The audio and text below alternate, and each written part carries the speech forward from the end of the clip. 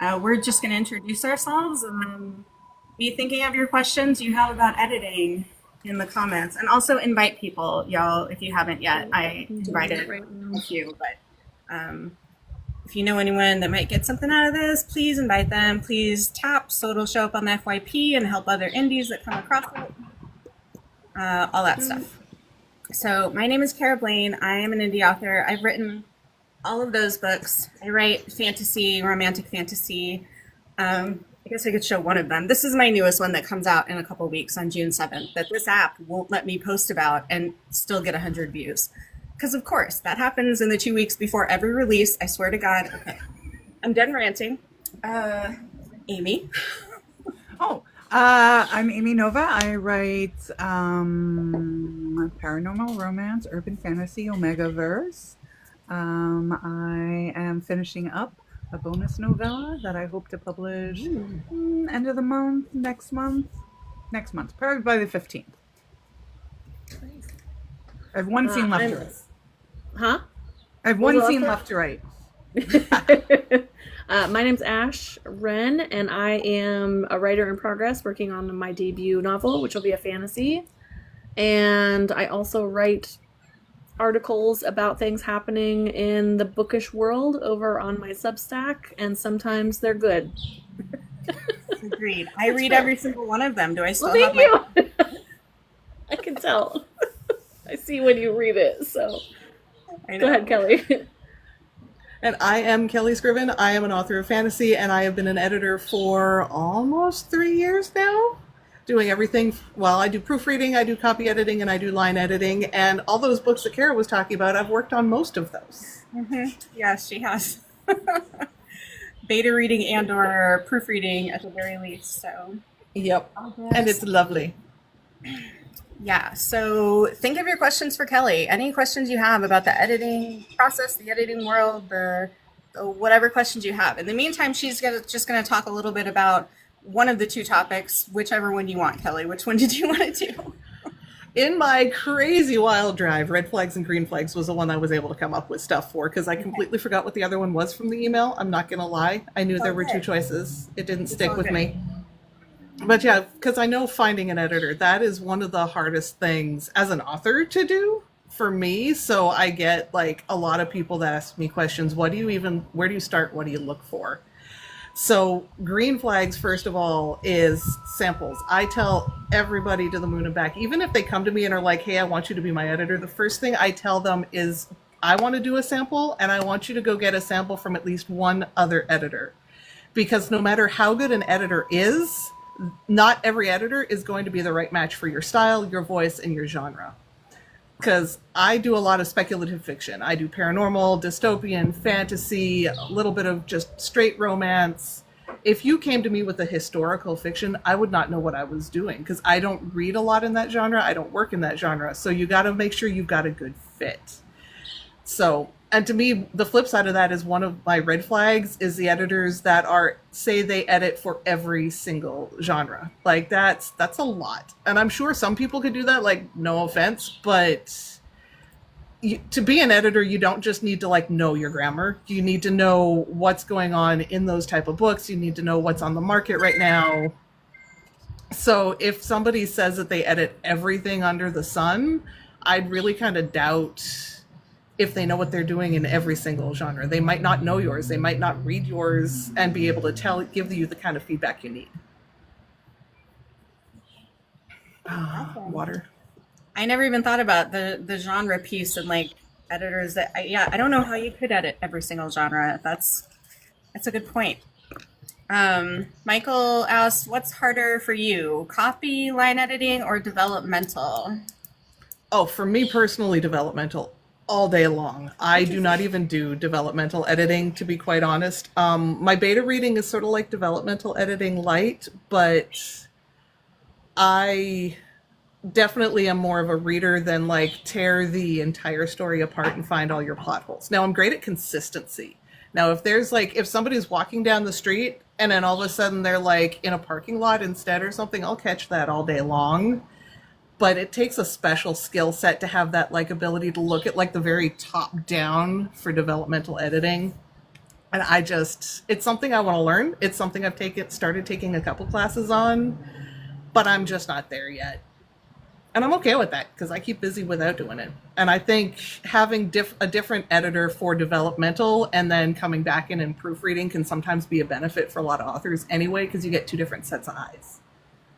Right. So that's another question. Like, if you wanted to hire someone for all the different all the different stages of editing, like, what are those and how would that go?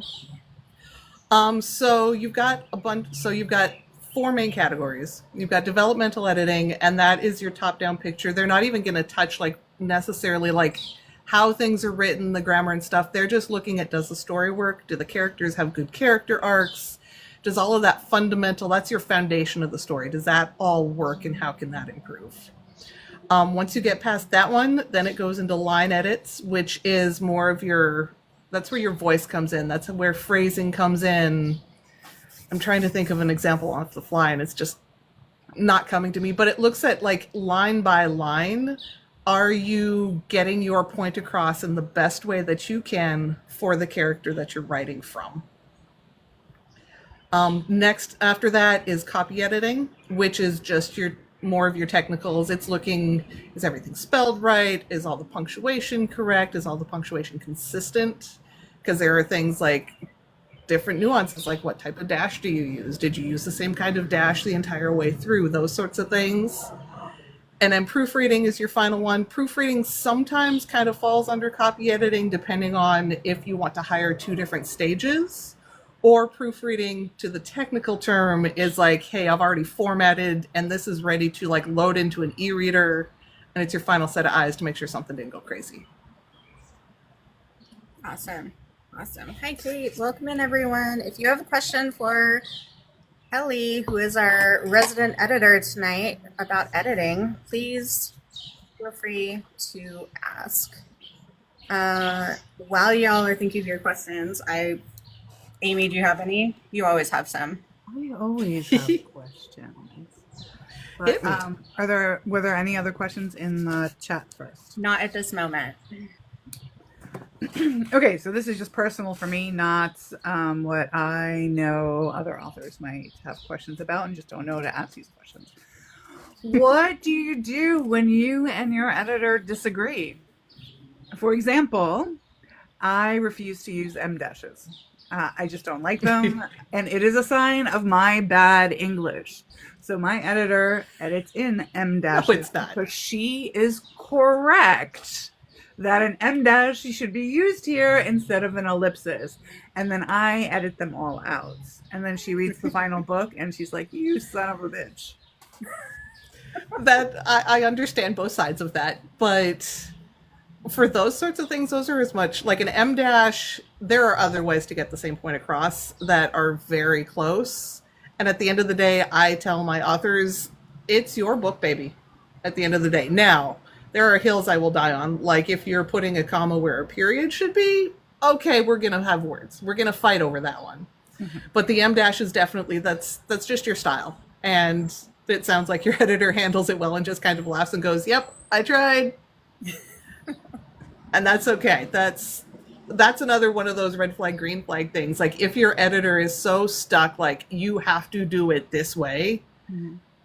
That's a red flag to me, because this at the end of the day is your book. And when it goes out, it's got your name on it, not theirs. So you have to be happy with the choices you made. Cool. Yeah. Excellent. Very good point. Very good point. All right. Ash, did you have any questions as our resident baby author? Yes, and sorry, I'm taking notes for the paper.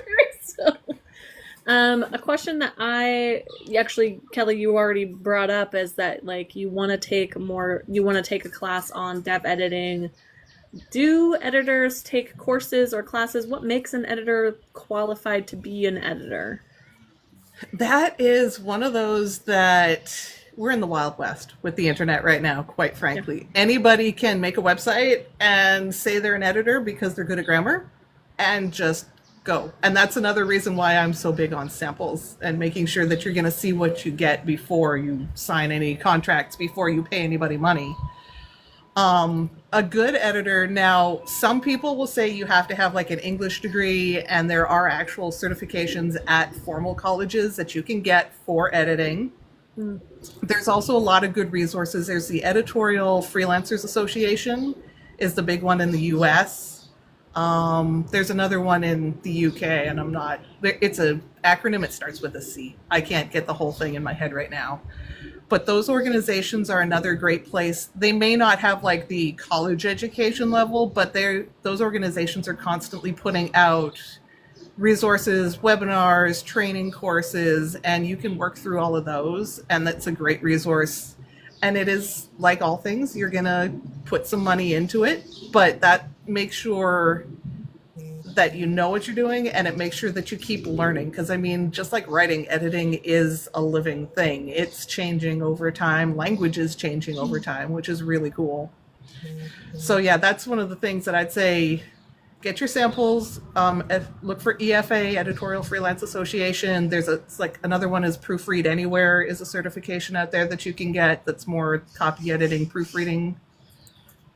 And you are well within your rights when you're looking for authors just to go, hey, what training have you done? How did you learn this? And see, maybe they're all just self-study, but they've gone through a ton. There's a bunch of different workbooks and other resources that you can teach yourself. As long as they put in the time somewhere, just ask the question. Yeah. Okay. That's helpful. Yeah, and it is a really good question to ask, because I've noticed that as well, what Kelly said, which is that anyone can throw up a website and call themselves an editor. Like, there's no rule about it. You know, it's not like being a lawyer, right? Like, you better have that JD if you call yourself a lawyer. But being an editor is just kind of... Yeah, it's loosey-goosey, and that's why, like, all the different, like, you go to one person and you ask for line editing, you're going to get something different from going to a different editor and asking for line editing, because all of these things, there's no like formal box they give us. Right, that makes sense. So with that, do you want to tell us what you did when you got started 3 years ago? Yeah, so I mean, I officially launched myself as an editor 3 years ago. I started a decade ago. I started in the critique partner space and a lot of beta reading for free and critiquing and working with other authors that way, just to sort of see how that process worked, see what all was out there. Once I realized that, hey, this is something that I enjoy, and I've had a lot of authors give me feedback that it's something that I'm really helpful and they're getting a lot out of, I started with the Proofread Anywhere course, because I figured, I'll just be a proofreader. I'm good at grammar. And I took that, and it was a great way to, clarify that I do know what I'm talking about with grammar. Yay. That was kind of nice. There was a funny moment where it's like, you go to the graduates page and they're like, oh, it took me 2 years. It took me 3 years. I'm like, it took me 3 months. Never mind. Okay, so I'm good. I'm ready. And then I found the EFA, and I took a couple of their copy editing and line editing courses to start learning about how do you edit for fiction. And I started that probably about 4.5 years ago. And I spent a solid year learning the trade, learning what actually goes into being an editor. And then I did the thing. I put up my website, and I started on the socials, and I saw Kara post something going, so authors, how do you afford an editor? And I slid into her DMs and shot my shot and was like, so I'm an editor, but nobody's like hired me yet. Can I edit for you for free? Don't go to an editor and ask them to do that for free. Don't do that. But if they offer, by all means, take it. I never asked her for that. She offered, and I was like, yes, please. And now she can't get rid of me. Now I pay her, so that's, win-win. Right. Win-win for all of us. Please don't get rid of me. Please, I think please it's don't very get rid of different me. for someone who is providing the service to say, hey, I'm on the newer side and I'm looking for clientele, versus someone like being like, hey, will you do this for free for me? Those are very different. Very different. Oh, totally. So, yeah. Alice asked if you've worked with a publishing house or if you're freelance only. I am freelance only. My schedule is chaos, and I have 3 kids that at least 2 of them are neurodivergent and have special needs, so I need to set my own schedule. I would love to work for a publishing house at some point in the future, like when the kids are grown. But right now I just freelance it and stay busy that way. It's working great. Yeah, you've gotten.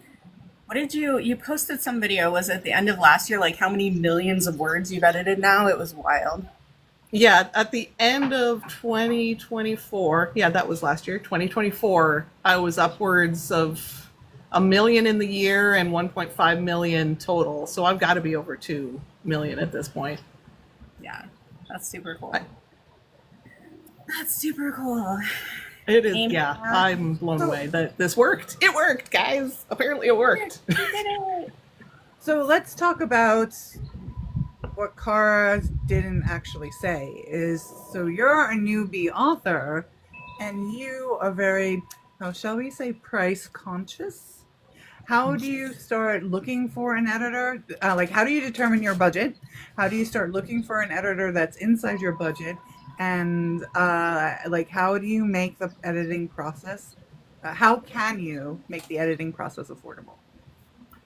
All right, so I'm going to go into a mini TED Talk here. Please forgive me. For those who are taking notes, also small plug, I actually wrote up how to find an editor and go into this in more depth in a like actual written document. If you sign up for my newsletter, I have a bundle that you can download with a lot of this information in there too.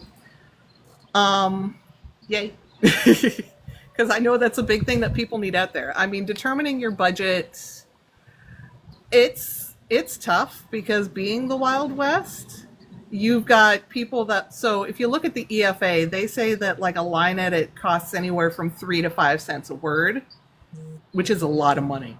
I mean, you add that up among hundreds of, like 100,000 words, it's a lot of money.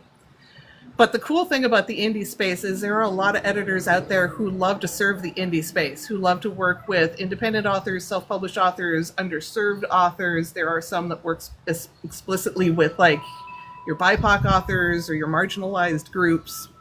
And we try and be as affordable as we can while still honoring the time and the work that we've put into it.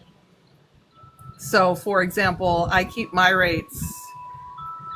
The proofreading is just under a cent a word, and the line editing is just a smidge over a cent a word, which still I completely respect having paid it myself. That's a chunk of change, but it is a lot less than some of the editors that are going to be out there. And I'll be perfectly honest that I work out my hourly rate. I have at times undervalued myself and paid myself below minimum wage, so I learned to like watch for that.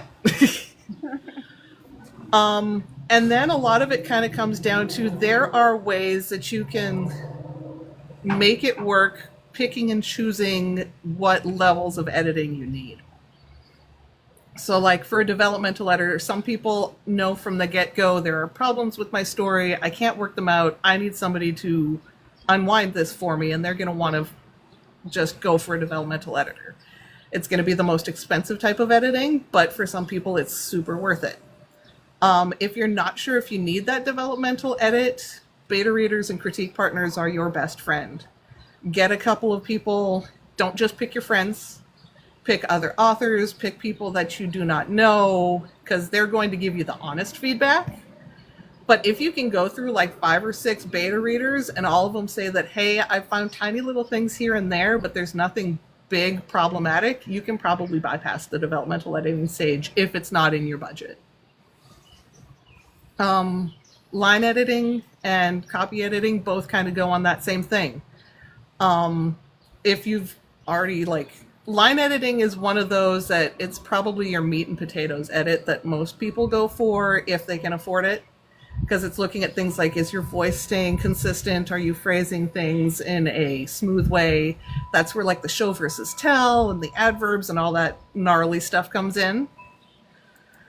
But again, that beta reader feedback, I can't speak highly enough of beta readers because they're going to tell you what is and what isn't working. Sometimes they'll go, hey, you'll get beta reader feedback and there's a ton of stuff that is really confusing. You're probably going to want a line editor to come up and figure that out. I see the question there. To my knowledge, no, there is no certification for dev editor or like any level of editor.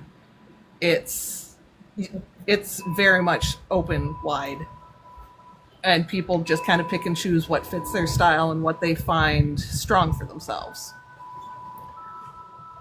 So yeah, that's what you can kind of call for line editing. Proofreading, same thing. If you can afford a line edit but not a proofread, everybody's got that friend that can pick out the typos in books. And that's for proofreading. It's okay to go with a friend because they're talking about the technical grammar stuff. As long as you have seen what they can do and trust that they know what they're doing, it doesn't matter who your proofreader is. A lot of people have like their spouse or a sister or brother proofread for them. Yeah. Also, payment plans. I don't think you mentioned payment plans, but as far as affording it, you offer payment plans. Some editors do and some don't, but that's another way that you can make it happen. Yeah, and that's one of those things, like when you're shopping for an editor, that is part of the conversation too. When you're looking for your editor, interview them about the things that are important. If your budget is important, if you need a payment plan, ask that up front before you sign anything and just go, hey, here's where I'm at, here's my budget, or I can pay over 3 months, 6 months, and see if that's something they're open to or not. It never hurts to ask, even if they don't list it specifically on their website or in their advertising. Right. Oh, I had another question somewhere along the way, but now I have forgotten it. What was I going to say? Any other questions in the chat? Rhino asked about certification. I don't think I missed anything else. I don't think so. Casey Reed said, yes, please, to your download. So if you guys want the download of how to find an editor, go sign up for Kelly's newsletter. Yep, I'm really easy to find because my name's on the screen and my website is myname.com. I try and make it simple to find. Yep. Ash, any questions? Yeah, I was curious if you do a contract with your authors to protect you and to protect them, and if you do, what does that look like? I do have a contract that I have available for authors who ask for it. A lot of the times, though, I go through PayPal, I've got layers. I use PayPal, which first and foremost gives that protection on both sides. So if you pay me and I don't deliver, you can go to PayPal and go, she did me dirty, and get paid back. I also make sure that in my PayPal invoice is written all that good stuff that would go in a contract otherwise, like NDA, I'm not going to share any of this with anybody, I'm not going to use generative AI on anything. This is approximately when I think it's going to come back to you. If it goes outside of that timeline, I will let you know and we can discuss it. Payment plans. So I pack all of my quote unquote contract into the PayPal invoice. So it's all written there. So you can go to PayPal and dispute anything that's on there and get your money back if you feel the need to. Makes sense. But I know editors do it differently. Mm-hmm. Signed up. Thanks, Casey. LK Winter. Did anyone ask about dev editing versus line editing? Thoughts on those who do both? We did discuss the couple different types of editing. Do you have any thoughts on those who do both types? It's certainly possible. Like, you've got developmental editing, which is more your top-down story. You've got line editing, which is more about how things are phrased in the voice and how the actual words go on the paper. I think you absolutely can do both. I know some editors that are great at doing both. For me, sometimes it comes into, like, I'd talk to the editor and be honest about, like, do you think you can separate yourself enough from this, though, to do another fresh edit on it after it comes back? Now, developmental editing, you're probably going to change a bunch of stuff, so that's not as big of a deal. But just like authors, if an editor is doing, like, 3-4 different read-throughs, things are going to start getting missed because our brain does that thing where it just starts auto-correcting. It starts putting in things where they think it should be. So I think when it goes dev editing to line editing, you can definitely use someone for both of those if they feel comfortable with it. It's once you get further than that, like I'd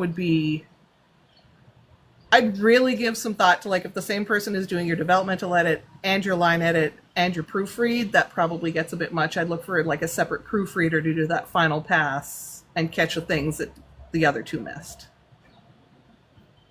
Yeah, that makes sense. I rely on one of my ARC readers to catch anything you or I miss, Kelly. So she's just like, she just picks out every single little, like there's an extra space here. I'm like, for real? Like, and that's the thing too, is like, I'm not like, there's always still mistakes in the manuscript. And I'm just want to say it's probably not Kelly's fault. It's probably my fault. Because I swear to God, like you just go into a document to look at things and you leave typos behind, even if you don't touch your keyboard. That's what it feels like. So It does, and there's human error. Like, I will own some of those. There's definitely been a couple that you sent to me. Oh, she found this, she found that. I'm like, yep, I missed that because I am human too. And you're never gonna get 100% clean, no matter how many pairs of eyes are on something. And I'm not ashamed of that. I'm gonna miss a couple things. I'm not gonna miss a lot, and a good editor is not gonna miss a lot, but there will always be tiny little things. yeah. Yep. Yeah, there's a lot of like traditionally published folks. Like I've got some V.E. Schwab up here, and I always find typos in her books. And she has like, I think, 5 editors go through her material. So, yeah, I would imagine that's very hard. Yeah, and it happens. But it's like somebody in the chat said, I missed it, but it is absolutely a team effort. I mean, authors it's your babies, and you're the primary ones, and you're the captains of the ship. But it's very much a team effort to get everything from start to finish once those first couple drafts are done. I thought of another question for you because we discussed this recently. You use the Chicago, what is it called? Chicago Manual of Style. Right, but there's more than one style manual, correct? There is. Now I'm speaking primarily so in the US, there's like Chicago Manual, there's AP, and there's, I think, ADA is the third one, but they all kind of like cover different things.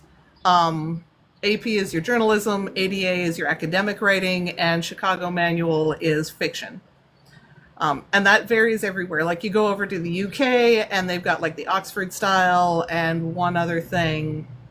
And they're very similar. Like the fiction one, I think it's Oxford is the fiction one, but don't quote me on that. They're very similar to Chicago, but there's a couple small little changes in it. So as an author, like I'm always going to recommend Chicago style if you're in North America, but you get to pick. If you decide you want to be AP, if you decide you want to go over to the UK and be Oxford style, that's your choice too. Right. Now, that might determine which editor, because I would never be able to edit AP. I couldn't do it. Right. But it's a good question. Like for me, I would prefer my editor to use the Chicago manual. So it's another question you can ask, right? When you're looking for your editor.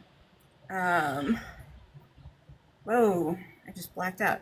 How do you decide when to enforce rules and when to allow the author's voice to speak? A lot of that is dialogue with the author, in all honesty. Like, there's some things, like for me, some of my hard rules are if it's a text message, I'm not going to touch it unless it's something like egregiously wrong. Like, my favorite story is how my phone likes to autocorrect deaf to dead for my son, which makes for fun text messages where I tell people my son is dead. So if it's something like that, I'll touch it. But outside of those sorts of things, I don't mess with text messages. Dialogue, kind of the same thing. If it really impacts the message getting said, I'll point it out. But even then, a lot of the time, it'll be more of like a question. It's like, did you mean him to say this? Or would it be better if he said that? I do a lot of, especially when I'm with a new author, and I'm like the first half of their book, I do a lot of emailing going, hey, I noticed this. Do you prefer it this way or that way? And that's another thing that I think a lot of editors do, or at least should do. That's another one of those things. It's your story. So everything we do is a suggestion. And if you don't like it, toss it. Right. I think that's a very important thing to keep in mind because, well, first of all, you get a manuscript back and it's basically red penned all over, right? And metaphorically. And it can be overwhelming, but it makes me feel better when I'm like, I don't have to make all of these changes. I can go through them. Some of them I might not like. I don't know. It just helps me, I don't know, approach it in a less overwhelmed way, you know? Like, but I don't have, you know, yeah, so there's 200 suggestions. It's fine. I don't, I don't have to take all of them, right? Mm-hmm. But yeah, they're all competing over. Can give the most gifts. Kelly, I wanted to ask you if there's an industry standard, and maybe you're new enough, you don't know, and that's okay. But about like what software you're going to share your work with your editor in, because I know there's like preferences, but is there like like in general, editors want it in Microsoft Word or something like that? There's not real, like, now, I'm sure for like the traditional publishing world, there is a standard. In the indie spaces, it again comes down to being the Wild West. There are some editors who will tell you their preferences. A lot of them do prefer like a Word document type thing because it's, from our standpoint, it's the easiest to work in. It's typically not going to get bogged down with memory issues. It makes it very easy to do track changes and comments and make it clear what we've changed versus just going in and changing it. Mm-hmm. It's a whole lot easier than an EPUB where we just have to like throw it on the screen and write all over it somehow. But that's another one when you're interviewing your editors. Just, hey, what are you comfortable working in? Or my manuscript is in Google Docs. Will you work in Google Docs for me? I had one editor that, or not one editor, I had one author come to me and go, my manuscript is in, words. Readsy. There we go. But it's in Readsy. Are you a Readsy editor? I'm like, no, I wish I could be, but they've got like a lot of restrictions on who they will allow to be in their list. And a lot of it comes down to if you don't edit traditionally published books, you don't get to be on their list. Mm. So she shared her password with me and had me log in as her and edit it there. There was a contract around that saying I wasn't going to. She tried that and she did that for a bit. And then she's like, you know what? That's really too hard to like, for me to make the changes. Can you just go in and do the comments there? I'm like, okay. Interesting. Okay. Cool. LK asked if you've ever had to advise an author their manuscript just doesn't work. I feel like that'd be more of a beta reading type of situation. I don't know. Yes and no. I have one time had someone come to me and say, hey, I think I'm ready for a line edit and I want to publish this in 3 months. And it was not ready.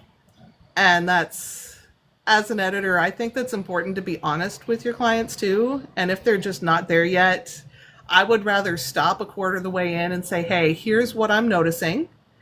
Here's the problems that I'm seeing this far. I think you need ... And I referred that person to a friend of mine that is a developmental editor and said, I think their services would do way better for you than mine at this point. Right. I thought of another question. You mentioned in your contract in like the PayPal invoice piece. Oh my God, it's fine. My house is just falling down.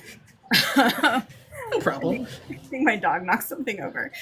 That you won't use AI. Do you have anything in place to like tell the authors you expect them also to not be using AI to write their book?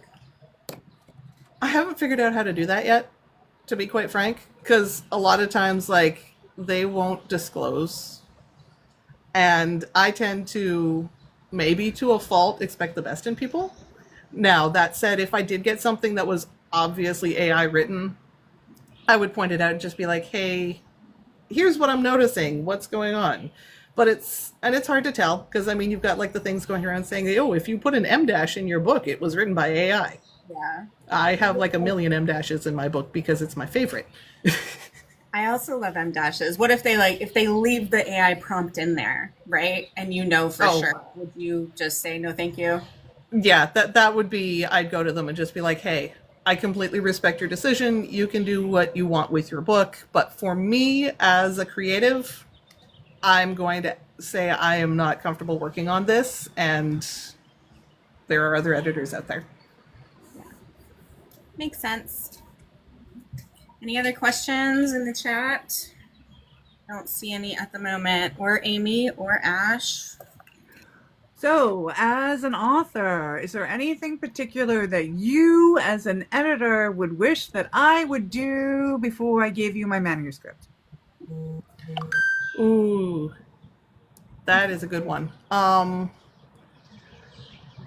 think my big one is just be open to having the dialogue that I have with you guys. Like, obviously, I want you now. First step, I don't want your first draft. A lot of authors know that. A lot of authors don't. Your first draft is for your eyes, not for mine. You need to go through it. You do what you can do on it before I touch it. Yeah, giving me a file type that I can work with is great. Something that I can comment, something that I can track changes on. That's huge for me. I do prefer Word because I've had some Google Docs edits that I've done that they've been so long already, like 120,000 words. And then when I go in there and I add like all these changes and a million comments, I've had it crash on me and like lose some of my work. Not theirs, but mine. Mm-hmm. So I've had to a couple times like break Google Docs, like save a copy and like do half and half for that reason. So I do like Word files. They're my friend. And there are ways around that. Like there's OpenOffice, there's LibreOffice that are free alternatives. And then just bear with my questions. You're going to get unhinged questions at like 9 o'clock at night going, hey, this was like, did you want a capital on this or did you want a capital on that or lowercase? And it's going to be kind of crazy sometimes. Yeah. So just bear with me and tell me what you want. That's probably my biggest is the best thing you can do as an author is tell me what you want from me. Tell me if you want me to check in or if you're cool with I'm just going to squirrel away with your book for 3 weeks and give it back to you. Tell me what would make you feel the most comfortable with this process. Right.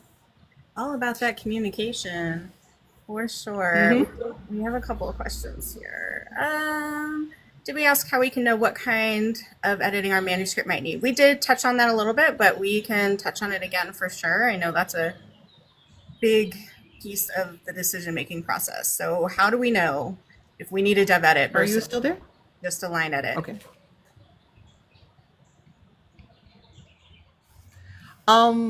Yeah, my big one is use your beta readers first. So developmental editors will even tell you get other eyes on it before it goes to them because it's such a big investment.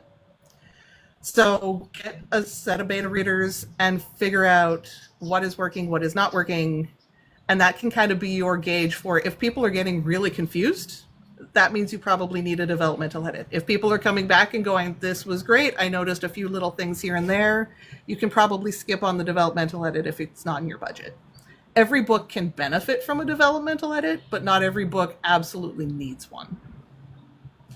Right. And that is the most expensive one, right? Out of the different types. Mm-hmm. Yeah, that one, I'm not sure I've seen a developmental edit under 3 cents a word. Yeah. Which is why I've always Which is your $3,000 for... Yeah. I use beta readers too, to be honest. I can't afford a dev edit. Luckily, I can tell a story okay. So someone says they're going to query. Okay, someone says they're going to query. Do you pay any closer attention to the opening chapters? No, I pay attention to the opening chapters regardless because those are huge.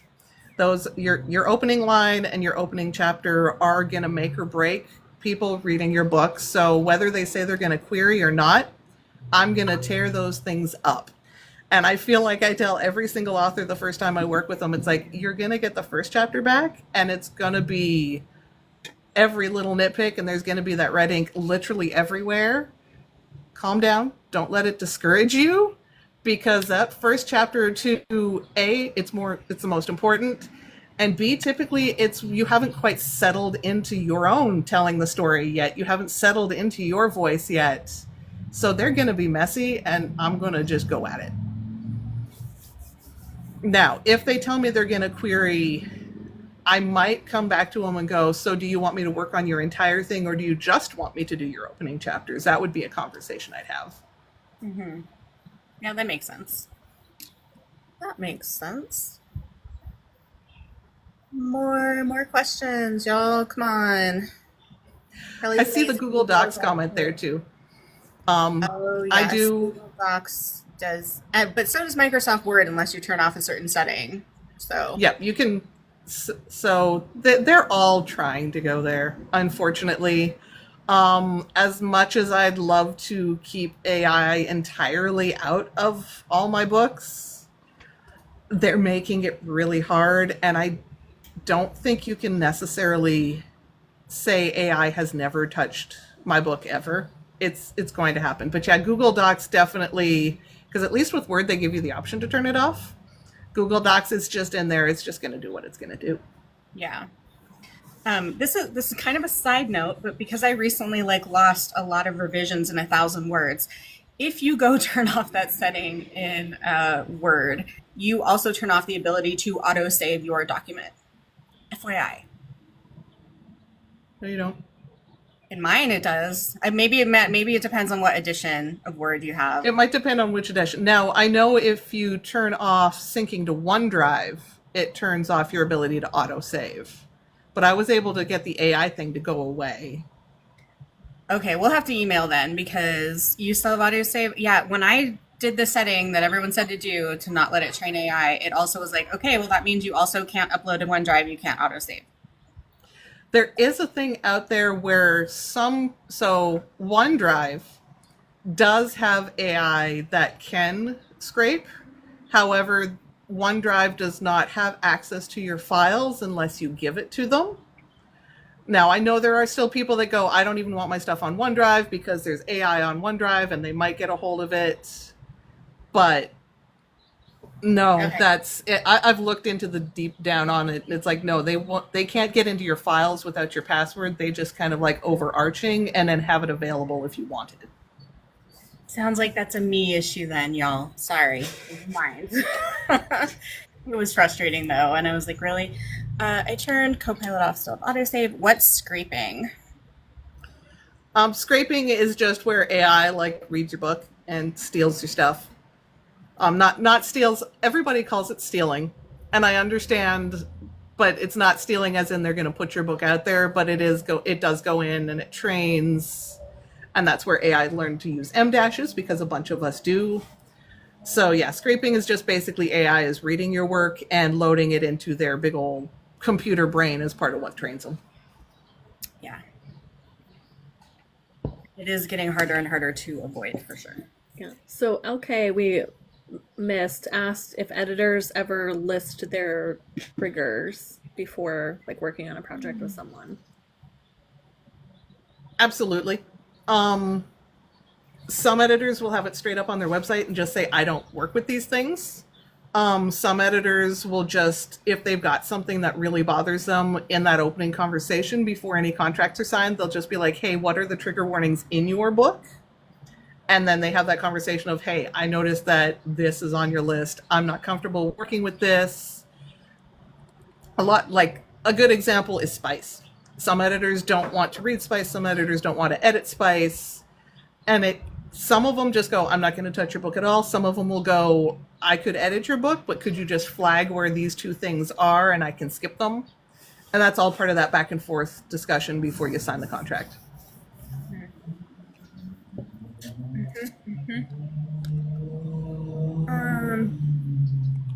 How do you prevent revising a manuscript so much that it's just different, not better? I mean, training goes into that. That's definitely something that is part of the books I've read, part of some of the courses I've taken, is how to make sure you are retaining the author's voice. For me personally, part of my process as well is I don't just jump in and start editing on page one. I will typically jump through and read the opening chapter and then a few different chapters in and something toward the end so I can get that feel for what the book looks like organically, what the author's voice is trying to do. because I know I said it before. In that first chapter, sometimes the author's voice isn't really cemented yet because you're still kind of settling. And that's how I work against just changing it for the sake of changing it, or just changing it to what I would write instead of what just legitimately makes it better. But yeah, training is the big thing. It's why we take courses. Training and practice, training and practice. Mm-hmm. Yep. All right. Did I miss any other questions, Ash? I have a different version of this question, maybe, just in case she meant this instead. What should an author be doing to prevent revising a manuscript so much that it's just different? Because I feel, or like, do you have any advice for that? Because I feel like a lot of people tinker and refine when really they should just step away and let it go. And I wonder if you've seen enough manuscripts that you could advise for that.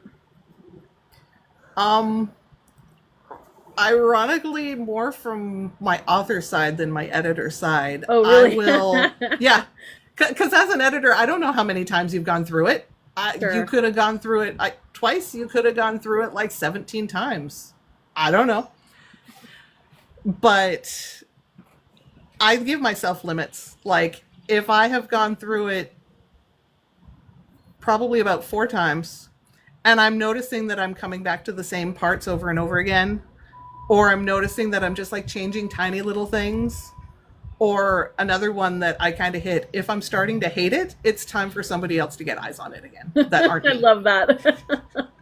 Yep. That's when I send it to my beta readers. I'm like, this is still not right, but I don't know what else to Yeah. do. Someone else will tell me. Someone else look at this. Mm-hmm. Yeah, I 17. feel like I've had chapters that I've like gone back to and I've changed it, and then I'll do my next read through. I'm like, ooh, I could do this instead. Ooh, and stop, get somebody else to read it. And that can be part of your questions. It's like, hey, this chapter here, I feel like something's wonky. Is it working for you? Yeah. Yeah, that's a good point. Pointing out problem areas or struggle points. Yeah, that's a good point. Yeah.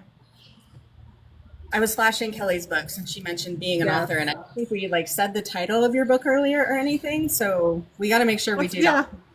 So I wrote Taking Flight. It's out. The second one I'm hoping to be out by September. And I'm working on a novella because why not? My book's with beta readers and I needed something to do. Amazing. And I was going to have a copy of my book out here, but since I literally ran in the door, grabbed a battery pack, and came outside, here I am. It's all good. I had it right there next to my books. Thank so you. Taking Flight is a YA Gaslamp fantasy, and it is excellent. I did beta read this one, and then I read it as an ARC read. Did I ARC read it, or did I don't remember. But I think you did. I think It you was did. good all the And then way you bought through. it because you just kept taking it over and over again. Thank you. Thank you. Yep. And I will let you beta read the next one, but you don't get to beta read mine until I get your next one in my hot little hands first. Are you talking about Promise to do? Yes. Okay. Yes, it is almost ready. I know. I told Kelly I'd get it to her like at the beginning of this month, and then I was like, so, nope. About that. No. No. That happens. To be Especially fair, this time of year. Yeah, I usually will be able to abide by those goals that I have time wise usually, but shit got a little crazy this year, but it is almost ready. So anyway, all right. More questions? Anyone? Amy, Are do there you have any questions while we're in a lull? What do you do if you get your manuscript back and you didn't like the edit? So ideally, you got a sample first so you knew what you were getting, and that's not a problem. But I'm sure it does happen. And if it happens, the first thing to do is... So I would start by like, okay, if you didn't like the edit, but you just read the first chapter, go a little further, see if things maybe settle. Because much like an author hasn't settled in the first chapter, if it's an editor that just starts from the beginning and goes and doesn't circle back, maybe they just hadn't settled yet either. Overall, though, if you did not like it entirely, just go back to the editor and say, hey, here are my problems. Here is what is going on, and see what you can work out. A lot of editors may offer like a partial refund in that case. I wouldn't say you're going to get a full refund because the editor did still put all that time in. But if you are super not happy, or like if you can point out and say, this did not get done, this is full of typos, you didn't change anything, you changed it with AI, I can tell it's AI, those sorts of things, that's when you can be like, no, I do want a refund for that. It kind of depends on like if you just don't like it or if there's like major problems fundamentally with what they did. Right. Which also, and again, some of those things, contracts, and you could potentially like do a chargeback if worst case scenario, but always start with communication. Luckily, that has not happened to me, but that's because Kelly's my editor and she's amazing. Is providing actual lines to use a more line editing thing or frowned upon? Where do you draw the line? So can I speak to this for 1 second, just because you have done editing for me? Mm-hmm. When it comes to my stuff, Kelly has never like changed a full sentence. Like if there's something wrong with the full sentence or paragraph, she'll just say, this is awkward, you might want to rephrase. If it's just a couple words, then she might suggest like maybe this instead. And that's been how she does it with me. And to me, that's super helpful because, you know, first of all, it's not her job to like rewrite the whole, 2 sentences in a row that are weird and awkward or whatever. Like that's my job. That's not her job, right? But then also when it's just a little thing, I appreciate that she gives me a suggestion. Now, I love you. Yes and no. Because I proofread for you. I don't line edit for you. Now, I know there are definitely moments. I do a little bit. I've given you the comments going, I'm going line editing here.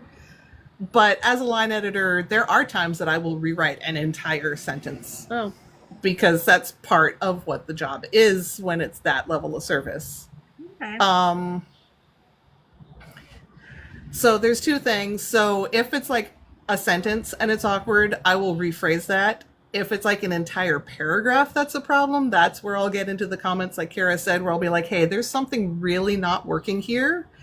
And then I might like make a suggestion in the comments, be like, hey, I think you could maybe like move this sentence to here and add this and tinker with it.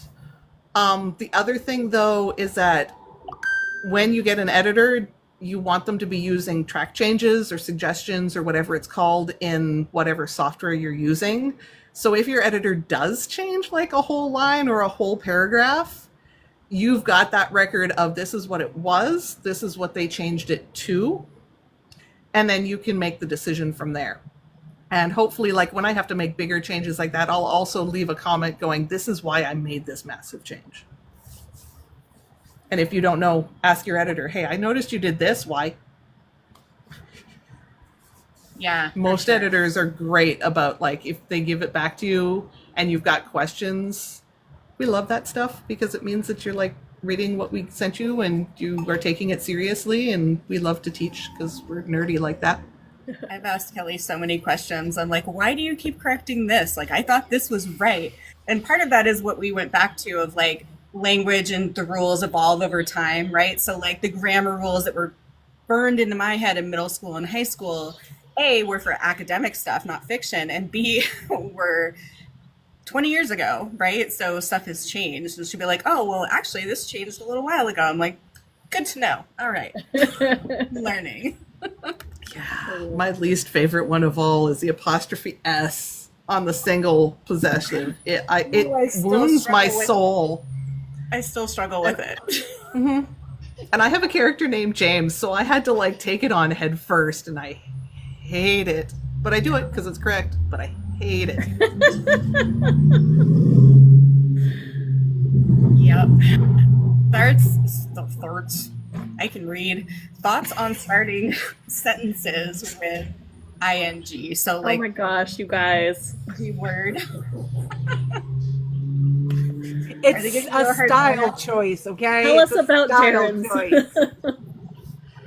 I do it, so clearly I don't have a problem with it. I mean, like all things, you can overdo it, but you can certainly. It's a great way to put in, because a lot of times something that I'll catch when I'm line editing is you get a whole paragraph and it literally is just sentence after sentence.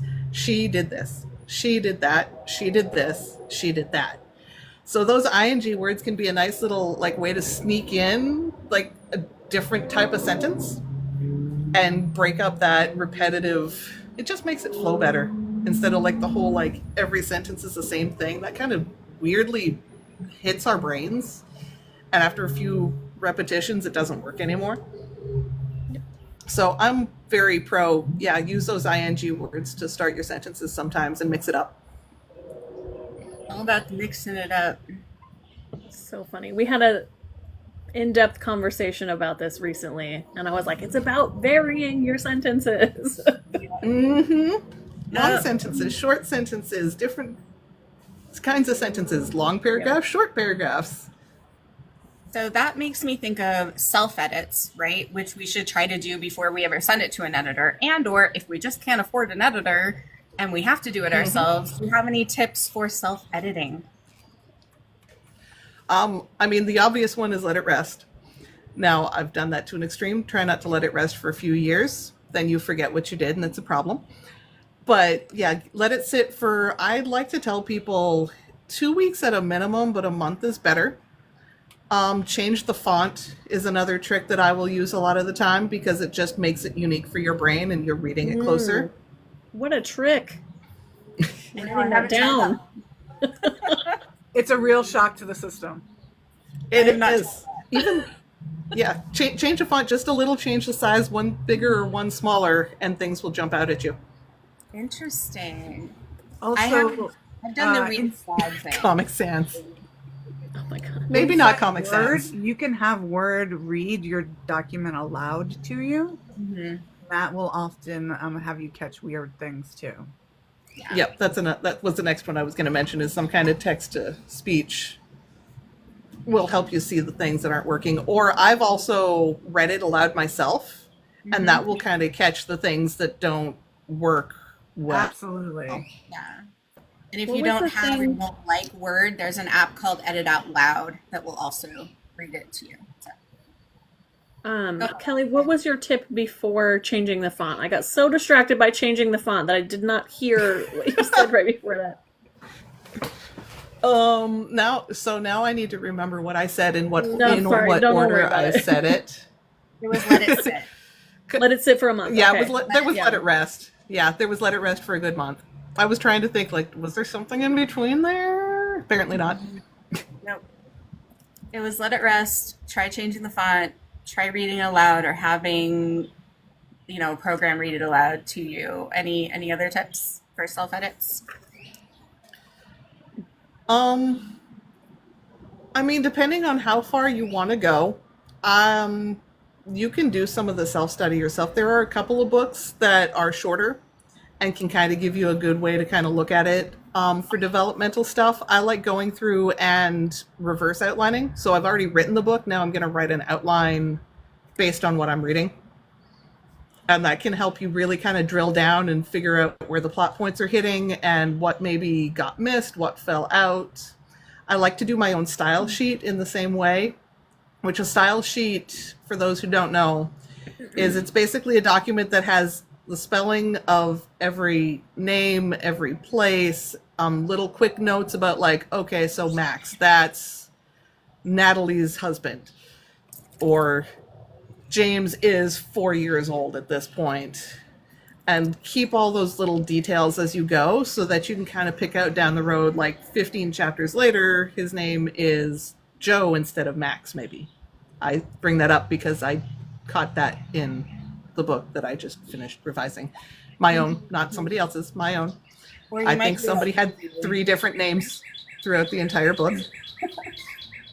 You might be like me and just you're utterly chaotic when it comes to words like t-shirt and whether you use a dash or not. Like little things like that. Kelly does the style sheet because I can't keep track of it for the life of me. Yeah. And it's little things like that that there's not necessarily like a correct way like it's more of a style choice a lot of the time, but like I just go back and forth, gray versus gray, right? Like I can never. Yeah, but there's a remember, lot of like, little what these mean. I don't variant know. things like, is it okay with like the okay, or is it okay spelled out? Well, you want it to be the same throughout. You can use either. Who cares? Right.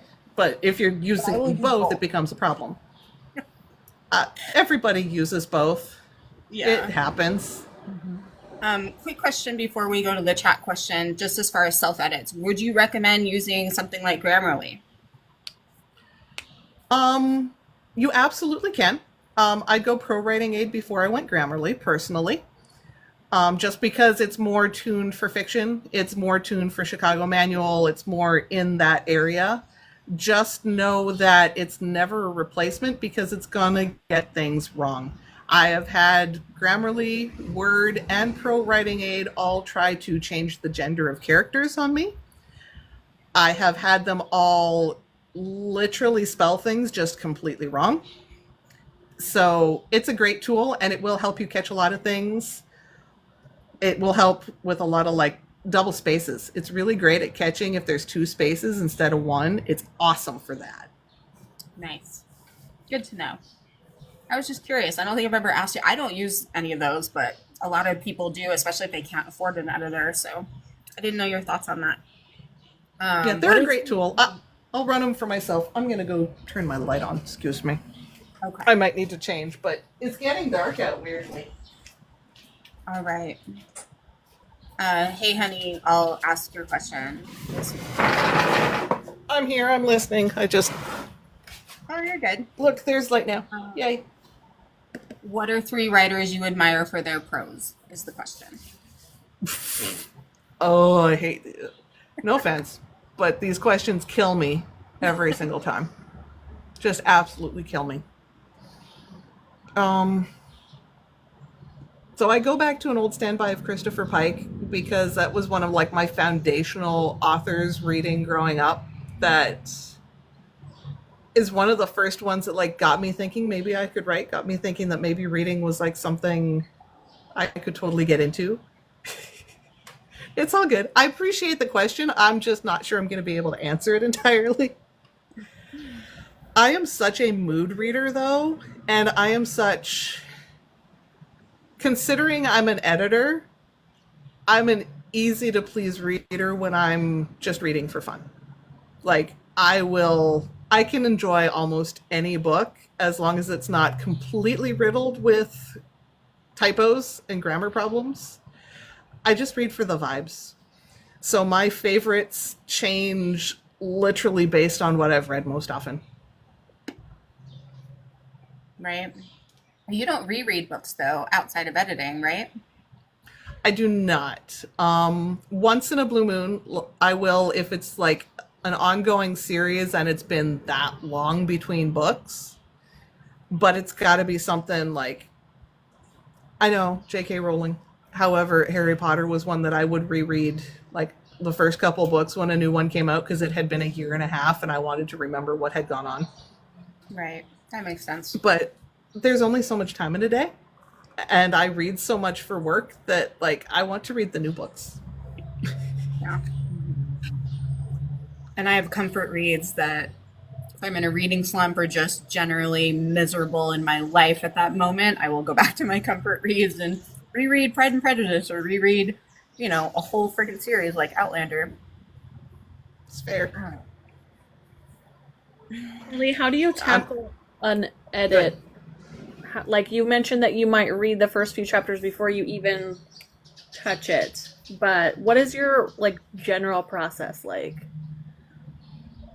So yeah, obviously there's a lot of conversation before I even like take the manuscript. I like to ask my authors, what are you looking for out of this process? Is there anything that you feel particularly passionate about? Like someone doesn't like M dashes, so I will avoid putting M dashes in, no matter how much I love them. Once I get your manuscript, I will take a day or two just to kind of like live in it a little bit. And it's not just the first chapters. I'll start at the first chapter, but then I might go to like chapter 26.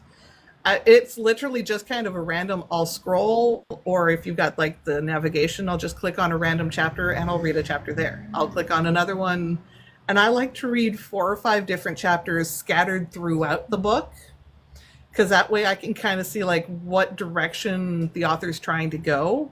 So maybe in those earlier chapters I can help nudge it that direction. Oh. And then once I do that, after that, I do go to page 1 and just read it front to back. Now, sometimes I'll jump back and go, oh, I noticed this here. Well, I need to go change that back there for it.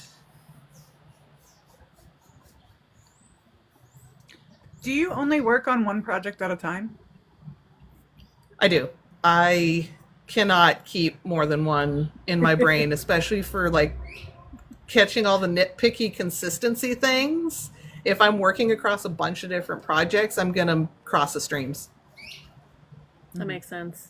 Yeah. What is your turnaround time like then?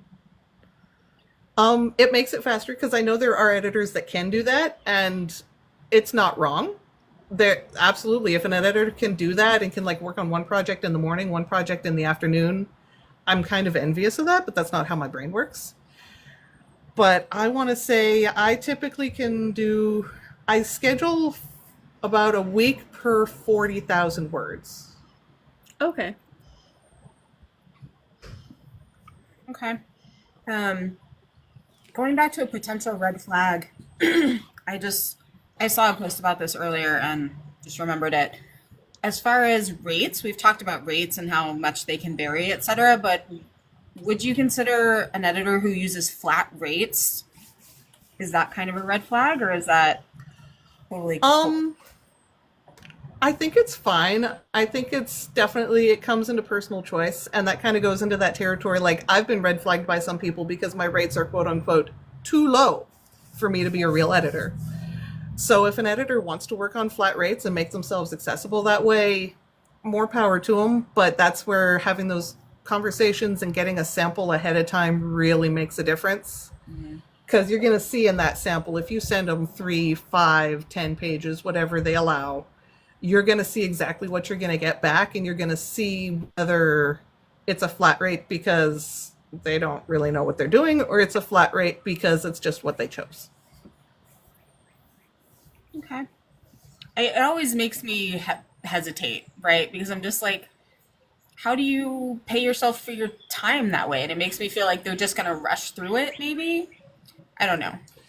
Yeah, and that's part of, like, I definitely recommend having a conversation about turnaround times depending on the length of your project, and see if it does vary. See if, like, for me, I kind of, inside baseball, if I go to an editor that's a flat rate, like, full disclosure, I'm actually getting a sample from one just to see. And part of my questioning is, so about how long do you think this would take? This is my word count. It should be fairly clean, but life happens. And if they come back and go, oh, I can do your 100,000 words in a week, it'll be like, nope. Maybe they just don't sleep. We don't know. No. That's fair. That's fair. I would be like, nah. I'm good. I'm good. All right, chat. Any other questions for Kelly? So, when I got my first manuscript back from my current editor, I was shocked at the fact that I don't actually know how to use a comma correctly. Shocking. Oh my god. Shocking. Freaking commas, man. Was absolutely correct. I like whatever. So, what do you recommend for authors who want to actually get better at actual English grammar? Not about craft, but like the words that live, the grammar and stuff. Like when you have somebody quoting somebody inside a quote, where the fuck does the comma go in it? So there are books on that. There's actually, it's like the best damn punctuation book, period. And that's not going to be the exact title, but that's in the ballpark of the title. Send it to me, Ash. Yeah. So that one, and there are books out there like that do focus from a fiction writing standpoint on grammar. That one is a great one. I read it. It's a great one on your commas and punctuation because punctuation is chaos. I'm trying to think of the other one. There is like a copy editing for fiction is the other book that is really good because again, it's copy editing, so it's going to focus in on all that grammar, punctuation, technical stuff. So those would be my two go-to books to just read up, and that way you're not like investing in hundreds of dollars for a course or anything. You can go above and beyond and get a Chicago Manual of Style for yourself. They do subscriptions on their website, but I wouldn't recommend it because it's huge and unwieldy and overwhelming and weird to find things in. So I've had people ask, should I just do that? I'm like, don't do that unless you're going to become an editor and need to deep dive this stuff. That's a lot. Mm-hmm. I hate commas. I thought I knew how to use a comma. Right? Apparently I It's just don't. a stupid comma. It's not a semicolon, right? It's a comma. We use commas all the fucking time. It should be easy. It is not. I think it should be, but agreed. What is one book that you edited that lives rent-free in your head? Scooting. We're moving.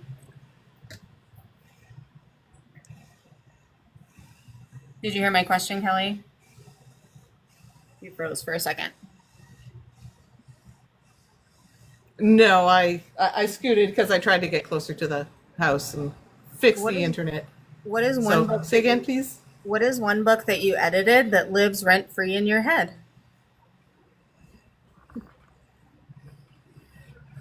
Whew. I mean, would it be terrible to say yours? I don't think it's terrible. So I'm gonna challenge myself. So obviously, a lot of Kara's stuff lives in my head. I've got a soft spot for Order of Terra because it was the first one I did, and you've teased that there's going to be a second one, and I keep waiting for it. I'm writing it. I swear. I know it's all good. I also recently did Awakening by Jay Ross, and it is sort of like a total spin on Sleeping Beauty. And it was just, I loved it. I like fairy tale retellings anyway, and she's a Black author, and she did a great job, like, rooting her characters. I don't want to say, like, in their blackness, but, like, you could feel that the entire world she built came from that perspective and came, like, historically from that perspective. Plus, it was just a really dang good book. Yeah. I actually started to beta read that one and then I had to back out because of my own overwhelmedness, and I haven't read it yet, but it's on my TBR because what Yeah. I read I really liked, but then I was just like, I cannot do this in any kind of timely fashion for you. I'm sorry. I felt so bad. That's the only beta read I've ever backed out on. I was like, I swear it's not because of your story. It's because of me and my poor time management. It's all me. I feel that I mean, not with the paid beta reads, but I've definitely had beta reads where I've been like, I can't right now.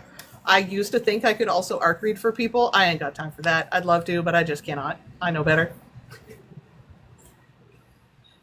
Yeah, sometimes I put a little too much on my plate. That one wasn't even a paid one. That was before I was doing paid beta reading. I just volunteered because I had followed her for a long time. I was like, yeah, I want to read this book. And I did want to read it. She had a timeline to a degree, right? And I was like, nope, that's Right. not going to happen after all. Sorry. My bad. Yeah, That it is. that's what it okay. is. I will read it though, because it does look really good. And the bit I read, the first maybe quarter, was really good. And that was before editing and stuff. So I'm excited to read that one. Yeah, it was really good, and it tackled some mental health stuff and mental health representation, and just it hit all the boxes for me. Yeah. I overcommit to arc reading people also. Yeah. I'm very, very choosy about what arc reads I might sign up for because, yeah, it's a time thing, right? I can't do them all. I can't do them all. I don't arc read anymore. I'll beta read, but I won't arc read. Just because I feel as an author, I don't enjoy critiquing, publicly reviewing other authors' work. That's fair. Mhm. I will only arc read for an author that I already know I like their work. So I'm already pretty sure up front that it'll be a 4 or 5 star read for me. Because I also am not going to leave a harsh critique on a fellow author. People talk too close to the sun. I don't sign up. They just show up. They just show up. They're just like, That sounds like a terrible problem to have. I know. Oh no, free books. But yeah, time is a thing. It's precious and limited. Does anyone else have any other questions for Kelly? If not, we can wrap it up pretty soon. But we've covered a lot. Is there anything that anyone missed, maybe, that came in late? Feel free. We can rehash. We don't mind. Oh, yeah. Or feel free to tell us how you get free books from publishers. I would like that hack. Hi, Lisa. Yeah, I really only arc read for indies. Mm. Like I said, not very many of them. So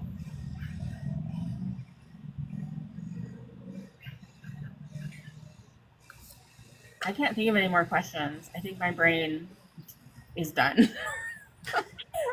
I feel that. I know at one point I've had a couple of fleeting thoughts of, oh, I should talk about, and then they're just squirrel. So Yeah. apparently I've covered things. I think I asked all my questions, but usually I can think of more, and my brain's like, no, you're good. It's fine. Just stop. But yeah, we really appreciate you doing this with us. Oh, it's been tons of fun. Thank you for having me. Because you're amazing. She's Well, not just thank saying you. that because you're her editor. Maybe a little bit, but that's okay. I'll take it. Well, but I picked her as my editor because she's amazing. I just have really good judgment, okay? That's what I take. It's like I'd say in all of my businesses, like return people are like the biggest compliment. And Kara's came back to me like a lot of times, so evidently I'm doing something right. I will never go to anyone else unless you force me to. So Please don't. Please don't. I will stalk you. I will follow you. someday, I don't know. Someday you might want to just be done, and I'm gonna cry on that day. Oh, I have already told you that even if I'm done, you're stuck with me. That's ride or die. I'll take it. I'll take it. Amy, any other questions? Our question guru. I mean, I could keep asking questions until the end of time, but We cover everything. Just make sure we cover everything. I think we covered a lot. We did. Considering Yeah. it's only been about 90 minutes, so yeah. Everybody And I take a can- minute to go follow Kelly. Sign up for her newsletter so that you can get that. What did you call it? It's not How a to cheat find an sheet. editor resource. Yes. It starts with like you finished your book. Now what do I do? And it goes through how to that's determine what awesome. kind of editing you need. It goes through how to find an editor. It goes through what kind of questions to ask your editor before you sign up with them. I tried to start. It's like, okay, I finished my book. Now what? All the way to publishing and what that editing process can look like for various people. Awesome. So go get your hands on that. Go buy her book, obviously. Kelly That goes without Scriven. saying. Taking Flight is her book if you like YA fantasy. Super fun story. And I'm very excited for book 2. I didn't know you were not going to give me the next book until I gave you my book. The pressure Well, is you told on. me that you needed to. You're like, I can beta read. I'm like, well, yeah, but you also need to finish your revisions on Promise because you're gonna want to publish that. No, it totally makes sense. I just hadn't put those together in my mind. So now I'm extra motivated to get this manuscript to you. Expect it by the end of the week. Okay, yeah. The second I get that to me, that's my plan because I send out to my other betas and I'm like, as soon as I get Promise from Kara, I'll be like, okay, here you go, thank you. It's really close. It was really close. Like, yeah. You guys I've are just funny. I've been busy annotating too. So anyway, thank you all for coming. Yes. Thank you all for being Yes. here. Thank your you. time. We do not have a date or plan per se for the next one, but we will probably schedule something for June. We've been brainstorming some ideas of whom we might invite and what that will look like. So just keep an eye out on any of our accounts, all of our accounts, and we will post about that when we have that information. Yay. Yeah. Anything else? Did I miss anything? I don't think so. Good. All right.